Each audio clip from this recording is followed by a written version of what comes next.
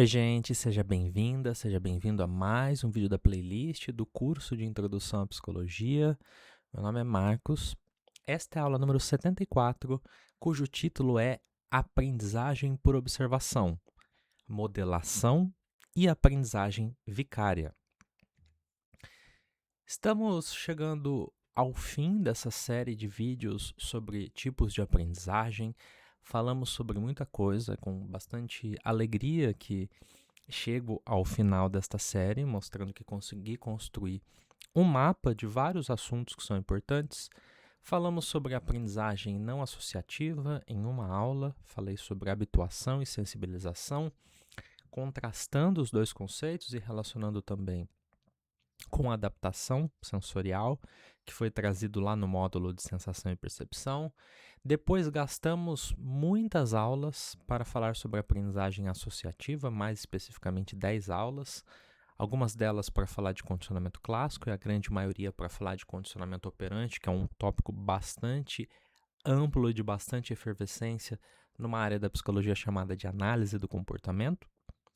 E hoje vou falar sobre aprendizagem por observação, que também poderia ser chamada de aprendizagem observacional, e ela se divide em dois tipos que estão intrinsecamente relacionados, que é a modelação e a aprendizagem vicária. Vamos ver cada uma delas e entender a importância delas para o nosso funcionamento, até mesmo para o funcionamento de outras espécies não humanas. Eis a motivação, então, para este conteúdo.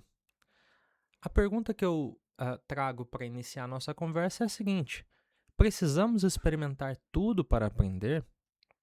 Dito de outra maneira, tudo que nós aprendemos porque nós experienciamos aquele comportamento, as consequências daquele comportamento em primeira pessoa. Eu não posso aprender algo, seja a evitar algo, ou seja, a fazer algo, sem que eu tenha antes experienciado em primeira pessoa as consequências daquele comportamento? Ora, parece que seria um pouco extremo e também um pouco difícil, ou mesmo perigoso, se tudo que nós aprendemos em primeira pessoa antes, né? Por meio das consequências. Imagine que um piloto de avião aprendesse a pilotar um avião apenas experienciando as consequências reforçadoras e punidoras de seu comportamento. Tá, alguém poderia contra-argumentar: não, mas nós temos os simuladores de voo que permitem que eles façam simulações em ambientes controlados, onde eles podem acertar e errar, sem consequências de vida ou morte para as pessoas, dado que é um ambiente controlado e seguro. De fato, isso é verdade, né? Esse é um ponto importante. Sim, hoje em dia nós temos essa possibilidade que potencializa a aprendizagem em um ambiente controlado de maior segurança, né? Mas sempre foi assim. Nós não temos nós não temos simuladores de voo desde o início da aviação, né? Isso é algo que surgiu posteriormente.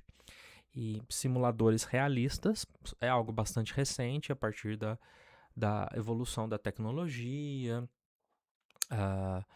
de visão computacional, de ambientes simulados bastante realistas, né? Mas isso nem sempre existiu. A gente poderia pegar outros exemplos que eu não trouxe aqui no slide, por exemplo, a ressuscitação cardiopulmonar.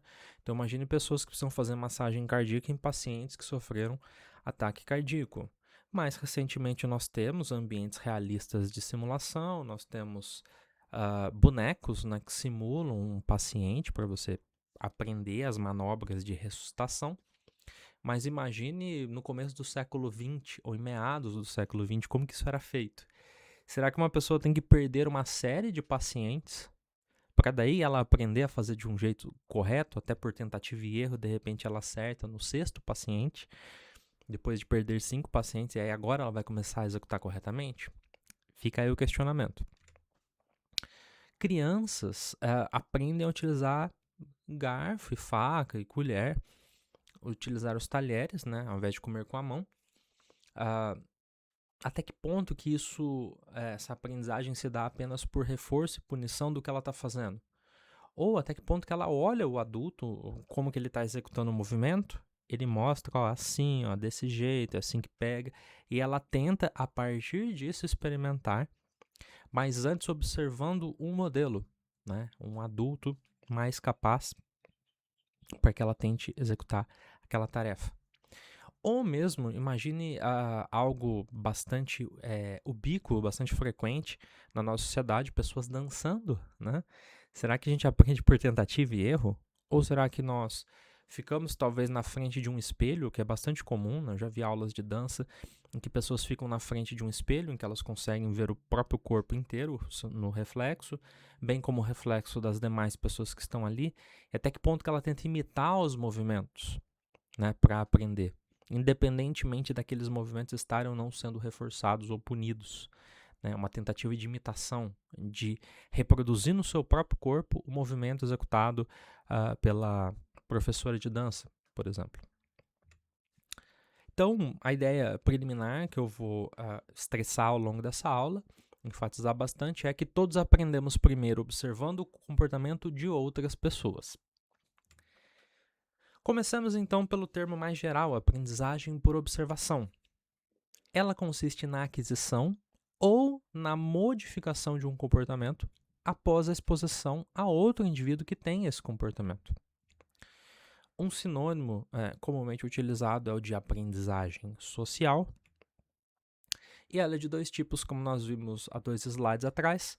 Nós temos a modelação, que seria a demonstração e imitação do comportamento de modelos sociais, por exemplo, pais, irmãos, professor, podem ter outras figuras também, essa lista é apenas exemplificativa, não é uma lista exaustiva. Nós utilizamos o termo modelação por conta desses modelos sociais. Lembrando que lá na aula de modelagem comportamental, eu diferenciei modelagem de modelação. O termo modelagem vem do inglês shaping, que tem a ver com moldar, com dar forma a novos comportamentos que emergem no repertório comportamental dos organismos, e modelação tem a ver com imitar modelos, tá? Vem do inglês modeling. E o segundo tipo é a aprendizagem vicária, que envolve a observação de outras pessoas se comportando e tendo seus comportamentos reforçados e ou punidos. Os comportamentos que nós observamos outras pessoas sendo reforçadas, nós tendemos a repetir. E os comportamentos que nós observamos outras pessoas sendo punidas, nós tendemos a não repetir. Né? Para dar início a essa discussão, né, com exemplos, vou falar de um experimento clássico, né, um dos mais famosos da história da psicologia, que é o experimento do João Bobo, executado pelo Bandura e colegas, Bandura, Ross e Ross, de 1961. Outros seguiram a esse experimento, mas eu vou falar apenas desse primeiro aqui. Em inglês ele é chamado de Bobo Doll Experiment, né? Eu acho que eu não trouxe uma imagem do João Bobo aqui, mas o João Bobo basicamente é um boneco inflável que ele tem um centro de gravidade muito específico em que você bate na parte superior dele, ele balança para um lado, só que depois ele volta a ficar de pé. E é por isso que ele é chamado de João Bobo, porque ele fica para um lado e para o outro, mas a brincadeira dele é que você pode bater nele, ou empurrar ele, ou brincar com ele, que ele sempre vai ficar de pé ao final, por conta do centro de massa de gravidade dele. Esse estudo foi conduzido pelo Albert Bandura, que nos deixou recentemente, há 5 anos atrás, e foi um dos nomes mais importantes, mais profícuos da psicologia no século XX, bastante importante por suas ideias de teoria da aprendizagem social, de desengajamento moral, de autoeficácia. Então ele trouxe ideias bastante importantes, hoje eu vou falar de uma delas aqui apenas, que é a questão da aprendizagem observacional. Então, vamos à historinha desse experimento. Né? Nesse experimento, as crianças que participavam do experimento eram uma de cada vez, não era em grupo, levadas a uma sala. Nessa sala tinha uma série de brinquedos e essa criança era levada à sala junto com um adulto, que é o que a gente vai chamar aqui de adulto modelo. É um modelo que nós queremos avaliar se a criança vai imitar ou não. E por isso que é um estudo de modelação.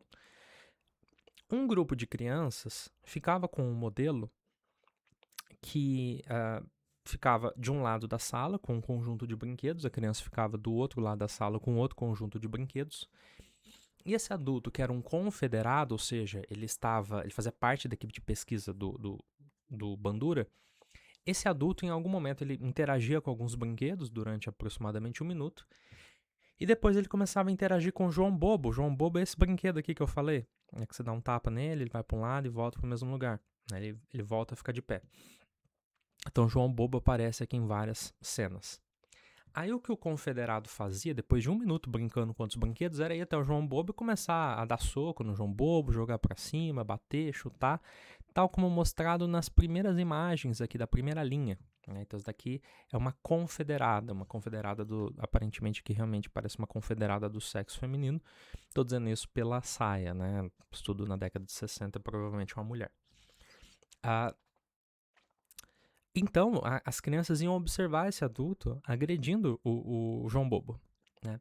Um outro grupo de crianças via esse confederado ou essa confederada no outro lado da sala com brincadeiras não agressivas. Então, ela interagia com os brinquedos, ignorava o João Bobo e não agredia o João Bobo. Ou seja, as crianças não tinham o modelo adulto agredindo o João Bobo. E um terceiro grupo, que era um grupo controle, não tinha nem o adulto, né, na sala. Então, tinham essas 3 condições. E o adulto modelo poderia ser um adulto do sexo masculino ou do sexo feminino, bem como as crianças. Ou seja, nós tínhamos crianças, meninos com adultos do sexo masculino como modelo, ou seja, modelo do mesmo sexo, assim como meninas com modelos adultos do sexo feminino, modelos do mesmo sexo. E nós podíamos ter modelos do sexo oposto, meninos observando mulheres e meninas observando homens, né, como modelo. E o modelo poderia ou não ser agressivo, né? Além do grupo controle, que aí não teria o modelo. Depois de um período de 10 minutos, o adulto é retirado da sala, né? Deixa a sala, já cumpriu o seu papel. E agora, a criança é levada para uma outra sala. Nessa outra sala, a criança, num primeiro momento, ela pode brincar com alguns brinquedos bastante atraentes por uns 2 minutos. E assim que a criança está empolgada, brincando com aqueles brinquedos, depois de 2 minutos, o adulto muda de ideia e fala assim, olha, sabe o que é? É que esses brinquedos aqui, eles são mais legais, assim, eles não podem quebrar, não podem estragar, então não vou poder deixar mais você brincar com ele, vou deixar para uma outra criança brincar, tá? Tudo bem? Mas você não vai poder brincar mais com eles, mas você pode ir numa outra sala comigo. O objetivo dessa cena que é feita é para gerar algum tipo de excitação aqui no sentido de um estresse, né, de uma frustração nas crianças para induzi-las a algum nível de agressividade, né, ou seja, de raiva, de frustração. Agora, a questão é como que essa frustração vai se expressar? Vai se expressar por meio de agressão física ou não? Quando as crianças iam para uma terceira sala, em que tinham vários brinquedos lá, incluindo o João Bobo, aí era o ponto-chave, que era coletada a variável dependente do estudo. As crianças vão ou não mostrar comportamentos agressivos em direção ao João Bobo. O que mostra aqui na imagem com uma criança do sexo masculino e uma do sexo feminino é que sim, elas agrediram o João Bobo imitando o comportamento do modelo adulto. Em particular, os meninos mostraram maior agressividade dirigida ao João Bobo do que as meninas, algo que reproduz talvez uma expectativa social nossa de que meninos são mais agressivos e posteriormente homens são mais agressivos fisicamente, né? E os meninos, a agressão se expressou mais quando o modelo adulto era um modelo de agressão, um modelo agressivo que batia no João Bobo, comparado a uma situação em que o modelo adulto não agredia o João Bobo. Ou seja, as crianças foram influenciadas e expressaram maior agressividade física quando elas viram um adulto antes expressando agressividade física, ou seja, elas foram influenciadas, elas aprenderam isso. E os meninos, terceiro resultado importante, foram mais influenciados por modelos masculinos, ou seja, quando os meninos tiveram como modelo um adulto do sexo masculino, eles imitaram mais. Ou seja, eles foram mais agressivos quando eles viram um homem batendo no João Bobo do que quando eles viram uma mulher batendo no João Bobo, tá? Então, esse é um estudo bastante importante que mostra essa ideia da modelação de maneira bastante forte. Então, a conclusão desse experimento é que crianças podem aprender a exibir comportamento agressivo simplesmente observando outros emitindo comportamento agressivo, o que enfatiza a importância de modelos na aprendizagem, né? Bastante fundamental. É esse resultado que se seguiu uma série de outros estudos e um programa de pesquisa bastante importante. Alguns fatores afetam a aprendizagem por observação, e a teoria da aprendizagem social do Albert Bandura menciona 4 fatores ou 4 subprocessos, os quais eu vou mencionar a seguir. O primeiro dele é a atenção, ou os processos atencionais, e ele é bastante intuitivo. Ninguém aprende aquilo para o qual não presta atenção. Embora algumas pessoas acreditem que elas possam dormir ouvindo palavras em outra língua para aprender um novo idioma, isso não vai acontecer. É preciso que eu dirija o foco da minha atenção e da minha consciência a um espaço sensorial do mundo para que eu perceba aqueles elementos do mundo, que eu me atente a eles para que minimamente eu consiga observar de fato. Então, a observação pressupõe atenção àquele objeto. Muitas pessoas muitas vezes estão olhando para uma direção, mas elas estão olhando para o nada, elas não estão processando aquilo de fato. Ou seja, elas não estão observando, elas estão no mundo interno delas. Mas a atenção não basta. Nós precisamos também lembrar do que vimos, e é isso que eu estou chamando de retenção. São os processos mnemônicos, os processos de memória. Além de eu observar a execução de um comportamento, eu preciso lembrar disso depois, senão eu não vou conseguir executar. Se o que eu observei envolve uma série de etapas longa, por exemplo, uma receita que envolve 20 etapas, talvez eu não retenha todas as etapas e eu não consiga aprender e de fato executar aquilo posteriormente. Além disso, a atenção e a memória não são suficientes. Mesmo lembrando perfeitamente, ainda precisamos ser capazes de executar o comportamento. Então, aqui a execução é importante, tanto a ideia de iniciação dos movimentos, quanto a ideia do comportamento motor propriamente dito. Uma criança que observa o pai trocando o chuveiro do banheiro, que observa o pai trocando o pneu de um carro, ela pode prestar bastante atenção no que ele está fazendo, pode até lembrar de como ele fez, mas ela pode ser incapaz de executar aquilo pela falta de uma escada, pela ausência de força física ou pela ausência de habilidade manual propriamente dita para aprender por observação. Então ela se atenta, retém, mas ela não consegue executar. Por fim, precisamos ter um motivo para colocar aquele comportamento em prática. E aqui é a ideia da motivação, ou seja, da vontade, da volição de executar aquilo que eu me atentei e aquilo que eu lembro. Sem a motivação, esse passo aqui da execução não acontece, né? Porque é preciso querer fazer. O saber fazer às vezes não é o suficiente. Isso é uma coisa que acontece muito em contextos educacionais. Às vezes uma criança ela pode prestar atenção, ela pode reter e ela pode saber executar, mas ela não está motivada para fazer uma tarefa muito chata, como ficar resolvendo problemas de regra de 3, tá? Então isso é bastante fundamental na ideia da teoria da aprendizagem social do Bandura. Para a gente entender como que esses 4 fatores ou subprocessos estão relacionados, vamos pensar num exemplo geral. Então imagine que eu estou querendo aprender a tocar violão. Primeiro momento, eu observo cuidadosamente onde o professor, seja um professor que está comigo ao vivo, seja um professor no YouTube, o YouTube é uma grande ferramenta de aprendizagem. Então olho exatamente onde ele coloca os dedos, como ele segura o violão, onde que ele repousa o corpo do violão, em quais cordas ele coloca os dedos dele. Esse é o processo atencional. A memória é quando eu tento lembrar posteriormente a sequência dos acordes, os movimentos feitos, como que eu devo reproduzir aquilo que eu vi anteriormente o professor fazendo.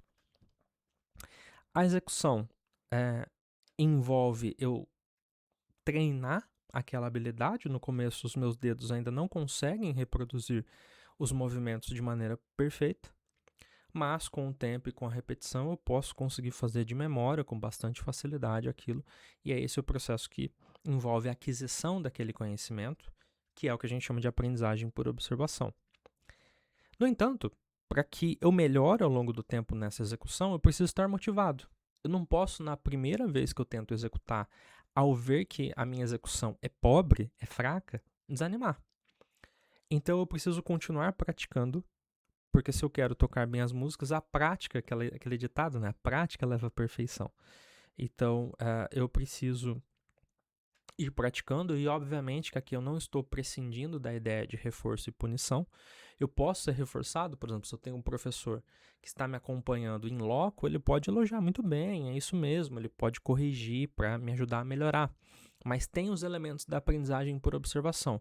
Note que esse é um ponto fundamental. A aprendizagem por observação, ela não se opõe ao condicionamento operante, nem ao condicionamento respondente. O condicionamento operante pode acontecer juntamente com a aprendizagem por observação.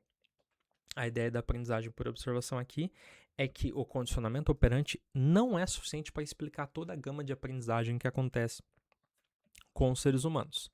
Então, para resumir esse slide, a aprendizagem observacional, ou aprendizagem por observação, não é simplesmente copiar alguém.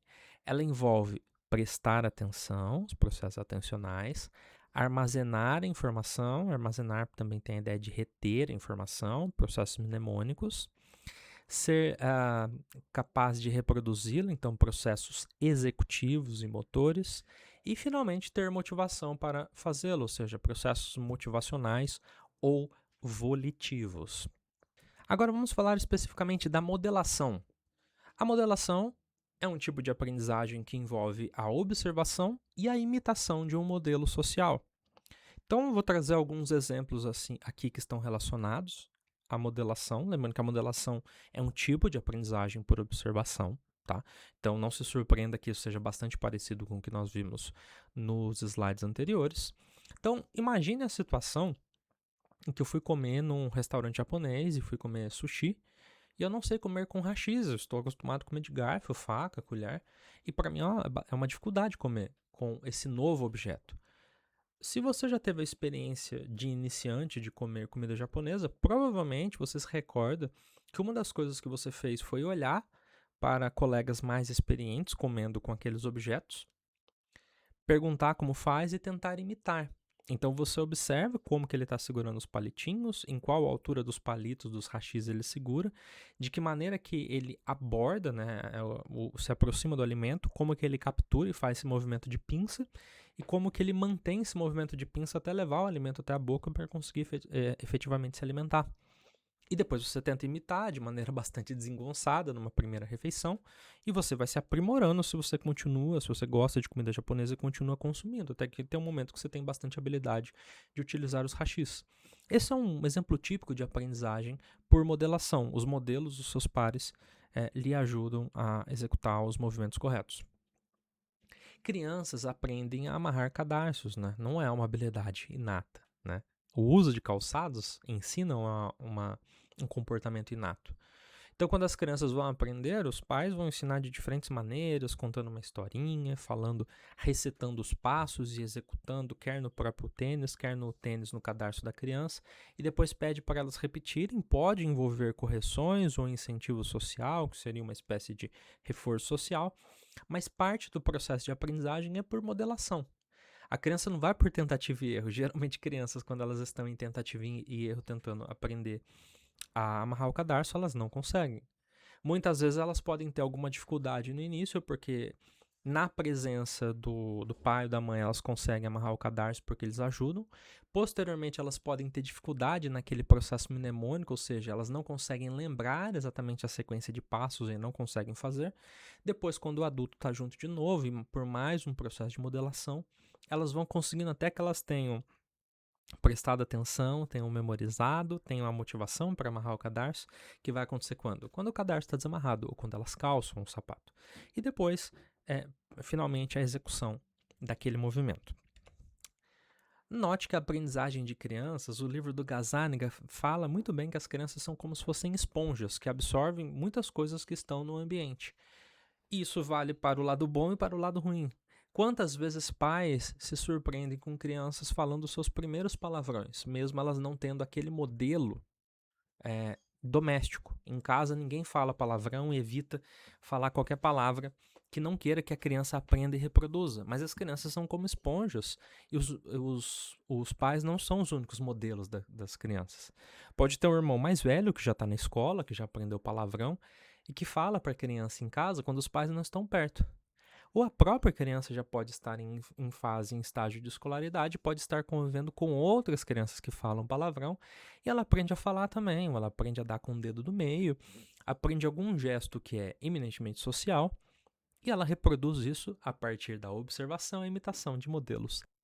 Aí vem a seguinte pergunta: quem nós imitamos, de fato?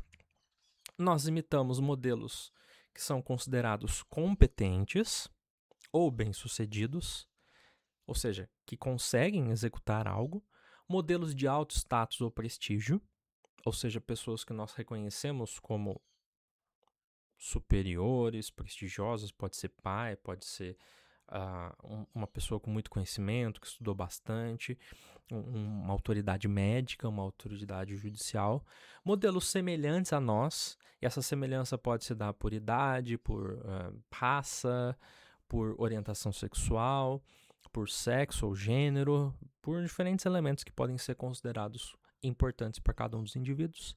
E, por fim, modelos atraentes ou admirados, né? Geralmente aqui podem ser influenciadores digitais, artistas, cantores, cantoras, divas pop, atletas de diferentes modalidades esportivas, no Brasil provavelmente no futebol, na China talvez no tênis de mesa, vai depender de cada uma das culturas. E aqui eu trago um elemento que é bastante interessante. Por que será que as marcas utilizam pessoas, celebridades, artistas, esportistas, cantores, para divulgarem os seus produtos? Bom, o raciocínio por trás da publicidade é justamente o seguinte: ora, se eu conseguir que o consumidor observe alguém admirado usando o meu produto, ou endossando o uso desse produto, eu aumento a probabilidade de ele também querer usá-lo, dado que esse alguém é um modelo e é uma pessoa competente, de alto status ou prestígio, semelhante a nós de alguma maneira e atraente ou admirado. Não necessariamente ele vai ter os 4 atributos, mas ele pode ter alguns atributos que fazem parte da fatia de mercado em que essa empresa atua. Recentemente se levantou uma grande discussão, e eu estou falando aqui gravando esse vídeo no dia da final da Copa do Mundo de 2026, não exatamente o dia em que eu vou publicar o vídeo, mas uma discussão sobre as bets e uma discussão sobre um jogador de futebol deveria ser avaliado pelo que ele faz fora do campo de futebol ou ele deveria ser avaliado única e exclusivamente pelo que ele faz enquanto atleta dentro do campo? Considere, por exemplo, 2 nomes brasileiros, para a gente ficar numa discussão doméstica. Neymar e Vinícius Júnior, talvez Neymar o jogador brasileiro mais bem sucedido e o maior talento que o Brasil produziu na última década, e o Vinícius Júnior talvez não sei se seria um sucessor, mas seria o grande nome do momento no Brasil, na seleção brasileira e no time dele no Real Madrid. O Neymar é muito julgado pelo que ele faz fora de campo. Ele deveria ou não ser julgado pelo que ele faz fora de campo? Ora, ele é um modelo. E o que ele faz, ele é um modelo que, evidentemente, eu estou falando é um modelo no sentido da aprendizagem, da teoria da aprendizagem social, não um modelo de passarela. Ele é um modelo. Então, o que ele faz influencia, gera tendência.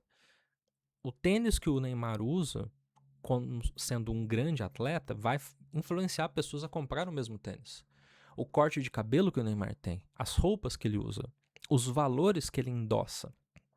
E quando essa pessoa, esse atleta, está endossando valores que não são muito positivos. No caso do Vini Júnior, por exemplo, associando o seu nome, a sua imagem a propagandas de bets. O Vini Júnior deve ser julgado único e exclusivamente pelo que ele faz nas 4 linhas do campo durante 90 minutos? Ou eu posso sim julgar e avaliar esse atleta, dado que ele é um modelo admirado, um modelo atraente, com alto status ou prestígio no Brasil, sobretudo para pessoas do sexo masculino que gostam de futebol, meninos que sonham ser jogadores, modelos semelhantes a nós, então pessoas de origem humilde, pessoas negras, pessoas pardas e que jogam futebol, que é uma grande paixão nacional por boa parte de garotos. E aí? Fica aí o questionamento, né? Tô só levantando a bola da discussão, né? Sem querer cortá-la aqui para utilizar uma metáfora do vôlei, não do futebol, mas Esse é um ponto importante, né? Essas pessoas estão influenciando e ditando tendências e estão no debate público, elas gostem disso ou não. Até porque elas estão ganhando muito dinheiro para isso, justamente por conta dos princípios descritos pelo Albert Bandura. Então, como eu falei um pouquinho de futebol, eu vou trazer um exemplo agora de um artigo que fala de modelação no contexto de futebol. É um artigo que foi publicado no Journal of Applied Behavior Analysis, o jornal de análise comportamental aplicada. E o título do artigo é Training Soccer Goalkeeping Skills, is Video Modeling Enough? Traduzindo, seria mais ou menos assim: treinamento de habilidades de goleiros de futebol. A modelação por vídeo é o suficiente? Ou é suficiente? Ou seja, eles estão avaliando essa técnica, a eficácia dessa técnica, que é a modelação por vídeo, a video modeling, abreviado como VM no artigo. Mas eles também utilizam uma segunda técnica, que também é uma técnica de modelação, que é o video feedback, que seria o feedback por vídeo, abreviada como VF.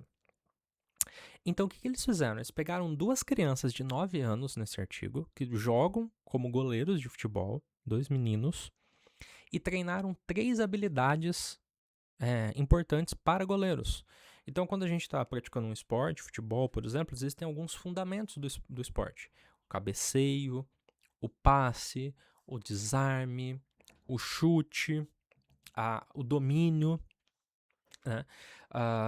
E para goleiros existem fundamentos específicos que não se aplicam a jogadores de linha. E esses goleiros precisam aprender esses fundamentos específicos, dado que eles são os únicos atletas no futebol que podem pegar a bola com a mão. Eles precisam fazer a execução perfeita desses movimentos para serem bons goleiros. Nesse estudo, a equipe de pesquisa usou um delineamento de linha de base múltipla entre comportamentos. Ou seja, foram 2 estudos, um estudo com uma criança e outro com outra criança, cada um dos goleiros.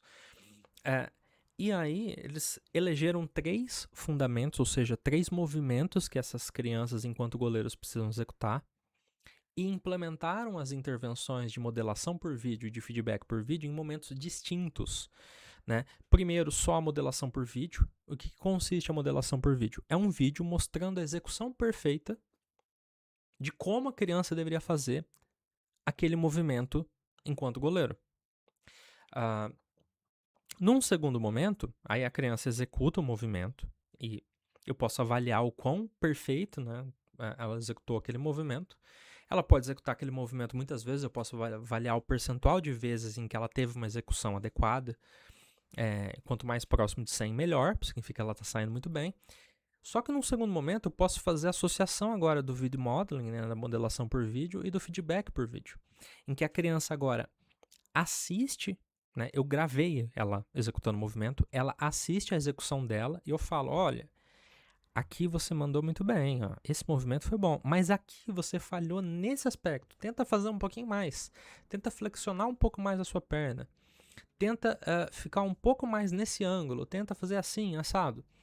E mostra de novo o modelo e compara. Olha como você fez e olha como o expert fez. E aí eu mostro para ela os 2 vídeos e falo. Nessa parte aqui do movimento, o seu movimento foi perfeito, foi idêntico ao do modelo. Nessa parte aqui você falhou um pouquinho, tenta fazer um pouquinho diferente, igual ela está fazendo aqui. E aí ela pode executar novamente aquele movimento e eu vejo como que a modelação por vídeo, acoplada com o feedback agora do vídeo da própria criança executando o movimento, contribui para a aquisição das habilidades de goleiro de futebol. Os resultados mostraram que, embora a modelação por vídeo tenha algum efeito no desempenho, comparado com uma linha de base, ou seja, antes de começar a intervenção, quando eu acoplo a modelação por vídeo com o feedback por vídeo, isso sim resultou em resultados, né, desfechos robustos necessários para o desempenho proficiente de habilidades de goleiro. Vou mostrar o resultado de uma das 2 crianças. Então aqui eu estou colocando a linha de base múltipla. Esse gráfico é de uma criança só. O que eu tenho aqui no eixo X? Eu tenho as avaliações, ou seja, cada uma das vezes em que a criança foi avaliada, né, nas tarefas. Aqui no eixo Y eu tenho o percentual de passos corretos na análise da tarefa, ou seja, de todos os passos que a criança deveria executar. Eu fiz uma avaliação por vídeo do quão bem ela saiu naquele movimento. E aí foi avaliado 3 movimentos aqui que está sendo chamado de high jump, que seria esse daqui, em que a criança defende pulando com uma perna mais arqueada. O side dive, que seria um mergulho lateral para espalmar a bola, né? E o smoother, né? Ou forward smoother, que é quando a criança tem que pular, segurar com as 2 mãos, encaixar e pular em direção à bola.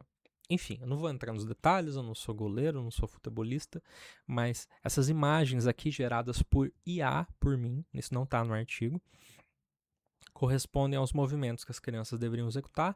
Aqui eu tenho uma das participantes, um dos meninos que participou da pesquisa. Olha só, BL é baseline, linha de base.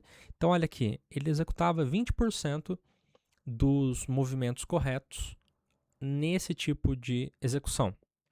Quando começou a ter a modelação por vídeo, olha só, melhorou um pouco o desempenho dele inicialmente e depois caiu. Mas estava um pouquinho melhor do que estava aqui. Aí quando foi colocado a videomodelação com o feedback por vídeo também, olha só, o desempenho dele foi melhorando e foi chegando próximo de 100%. Em algumas vezes foi 100%. E o follow-up é quando eu avalio o desempenho dessa criança depois que eu interrompi a intervenção. Será que ele mantém o bom desempenho dele ou será que ele vai despencar e, na verdade, a intervenção não mantém de maneira duradoura os seus efeitos depois que eu tiro a modelação por vídeo e feedback por vídeo? Pelo menos em 3 tentativas se manteve. Tá? Agora, quando eu olho aqui, o segundo gráfico, que eu tenho esse mergulho lateral, o desempenho dessa criança era muito baixo. Quando a gente coloca essa intervenção, ela tem alguns ganhos, mas ainda está bem mediano aqui. Seria um goleiro medíocre nesse caso, né? E depois que eu coloco a modelação por vídeo, olha só no final aqui, ela está com um desempenho quase perfeito. Então contribuiu bastante. E a mesma coisa nesse movimento aqui. Aqui ela tinha um desempenho relativamente estável, mas baixo. Melhorou bastante já com a videomodelação sozinha e depois quando teve a videomodelação, né, com o feedback por vídeo, a criança melhorou bastante, passou a ter um desempenho perfeito e isso se manteve depois no follow-up, no segmento do estudo. Ou seja, a modelação se mostrando útil, implementada tanto como modelação por vídeo, a criança vendo um adulto expert, um futebolista, executando o movimento, e depois, quando ela compara esse desempenho perfeito com o desempenho dela que foi gravado durante os treinos. Então, parece ser uma técnica útil. Isso pode ser implementado para outros fundamentos, para os jogadores de linha, para outros esportes, porque a modelação contribui para a aprendizagem. Aí agora eu vou falar sobre a aprendizagem vicária, que é o segundo tipo de aprendizagem por observação. Eu falei anteriormente de alguns fatores que afetam a aprendizagem por observação, né, no caso da modelação. Falei, né, da questão do quanto nós nos parecemos com o modelo, do quão influente ele é. Falei de 4 fatores e agora eu vou falar de um 5º fator que não foi trazido antes, que muitas vezes ele é discutido separadamente porque ele tem muito a ver com essa ideia de aprendizagem vicária. Esse 5º fator é o seguinte: se observarmos alguém sendo elogiado ou recompensado por um comportamento, isso aumenta as chances de imitarmos este comportamento. Por outro lado, se observarmos alguém sendo punido, o oposto ocorre, diminui as chances de nós imitarmos esse comportamento. E essa é a aprendizagem vicária, que é a ideia de um reforço por observação. Nós não estamos sendo diretamente reforçados ou punidos, mas ao vermos alguém sendo reforçado ou punidos, nossa, eita caramba, se eu fizer isso eu vou ser reforçado, então vou fazer. Ou então, ele fez isso e foi punido, fez isso e tomou um choque, fez isso e passou mal. Não vou fazer igual, porque senão vai dar ruim pro meu lado. Essa é uma habilidade bastante importante de não aprender apenas com os próprios erros, né? Ou com os próprios acertos, mas aprender com os erros e com os acertos dos outros. Vamos a alguns exemplos. Aqui eu vou falar de uma marca de notebook, né? Que é o notebook positivo, que eu sempre escutei muito hate sobre esta marca.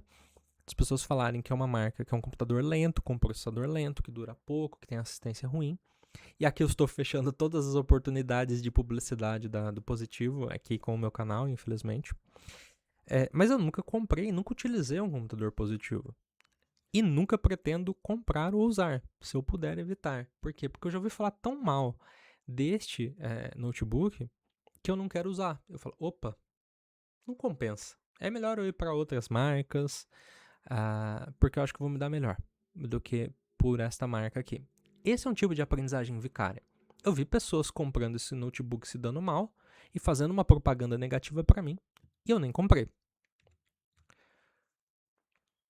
Isso é uma coisa que acontece muito no contexto de compras, que é o boca a boca. Quando você entra numa Amazon, numa Shopee e entra lá para ver as avaliações, não só as médias de estrelinhas, mas os comentários, você está tomando uma decisão de se comportar comprando ou de se comportar não comprando a partir do que as pessoas estão dizendo. As pessoas, em última análise, estão dizendo: fui reforçado, fui punido, né? Então, a gente está aprendendo de maneira vicária nesse caso. Outra maneira que nós podemos ser influenciados pelo comportamento não precisa ser apenas em comportamento de compra, mas de consumo de alguma coisa, de certa forma. Suponha que por algum motivo você não conseguiu pegar uma determinada disciplina da faculdade no presente semestre, mas os seus amigos pegaram. Essa disciplina é ofertada por 2 professores diferentes, professor A e professor B, e os seus amigos todos pegaram com o professor A e disseram que as aulas são horríveis. O professor A é extremamente mal educado, é grosso, não é compreensível, dá avaliações totalmente desconectadas do conteúdo dado em sala de aula, não permite que coma em sala de aula, não permite que mexa no celular, enfim, um verdadeiro carrasco. No próximo semestre, você tem que pagar aquela disciplina, porque é uma disciplina obrigatória do curso e ela volta a ser ofertada pelo professor A e pelo professor B. Sem saber nada sobre o professor B, você está mais inclinado a não pegar com o professor A do que pegar com o professor A. Por quê? Porque seus colegas, seus amigos, pessoas importantes tiveram uma experiência tão negativa com o professor A que, por meio de aprendizagem vicária, você viu eles sendo punidos por essa decisão de pegar a disciplina com o professor A, que se você puder se esquivar do professor A e fazer com o professor B, você vai fazer. Claro, você pode buscar informações adicionais sobre o professor B para saber se ele também não é um carrasco, mas você já quer, de antemão, evitar o professor A. Muitas vezes nós não temos contato direto com o reforço ou a punição do comportamento das pessoas. No entanto, nós costumamos colocar esse tipo de situação também dentro do termo guarda-chuva aprendizagem vicária. Então imagine a seguinte situação, imagine que essa criança, essa menina aqui, tem muito medo de cachorros, tal como sugerido por essa imagem. O cachorro chega perto dela, ela começa a fazer cara de medo, de choro, chorar, gritar, pedir socorro, querer colo, querer fugir. E aí chega um adulto e observa essa criança, um adulto que não convive muito com essa criança, e fala assim: nossa, o que aconteceu com ela? Ela já foi mordida por cachorro? Já foi atacada por cachorro? Não, não foi. É que a mãe dela tem muito medo de cachorro. A mãe dela já foi mordida por cachorro na infância e toda a vida teve muito medo de cachorro, nunca fez uma terapia para reduzir essa fobia. E a mãe dela contagiou ela com o medo. Ou seja, essa criança aprendeu a ter medo com o cachorro sem nunca ter sido punida por um cachorro. Ou seja, ela nunca foi mordida, atacada, nada. Cachorros latem. Ela reage ao latido do cachorro como uma grande ameaça, ela se assusta. Não porque o cachorro a mordeu, mas porque ela foi contagiada com o medo. É por isso que muitas vezes quando a criança leva um tombo, leva um susto, a depender da reação dos pais, a criança nem chora. Por quê? Porque o pai vai dizer, caiu, levanta, não sei o quê. É claro que se machucar a criança vai chorar, de fato. Mas muitas vezes uma criança pode ficar mais assustada com um acontecimento do que ela ficaria por si só pelo contágio das informações que são dadas pelos pais, que contagiam essa criança com o medo deles, né? Ou seja, uma criança pode aprender a ter medo a partir dos pais. Isso também é aprendizagem vicária.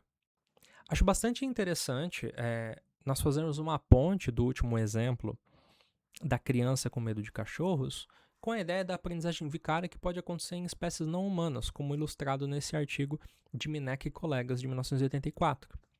Esse estudo foi conduzido com macacos rhesus, aqui tem um espécime dessa espécie, e basicamente alguns dos macacos do estudo foram criados em contexto selvagem na natureza, e esses macacos têm medo de cobras ou de objetos que se parecem muito com cobras, por exemplo, uma cobra de brinquedo.